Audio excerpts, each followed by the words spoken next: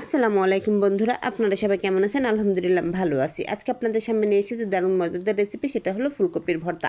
যেহেতু এখন ফুলকপির সিজন, তো এভাবে ভর্তা করে খেয়ে দেখবেন, এর স্বাদ আপনাদের মুখে সারা জীবন লেগে থাকবে। তাহলে চলুন কথা না বাড়িয়ে দেখে নেওয়া যাক আজকের রেসিপির শুরুতে আমি ফুলকপি ও টমেটোটাকে ভালোভাবে সেদ্ধ করে নিয়েছি। টমেটোটাকে আমি ভালোভাবে পুড়া পুড়া করে ভেজে নিয়েছি।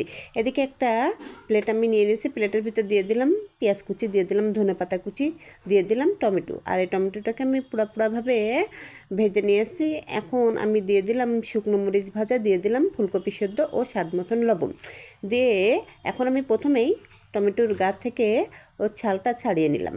নেওয়ার পর আমি সবগুলো উপকরণগুলো ভালোভাবে চটকে নিলাম। চটকে নেওয়ার পর আমি ফুলকপিটাকেও একইভাবে চটকে নিলাম। এখন আমি দিয়ে দিলাম পরিমাণ মতন সরিষার তেল। ব্যাস তৈরি হয়ে গেল আমার মজাদার ফুলকপি ভর্তা রেসিপি। ধন্যবাদ সবাইকে। আসসালামু আলাইকুম।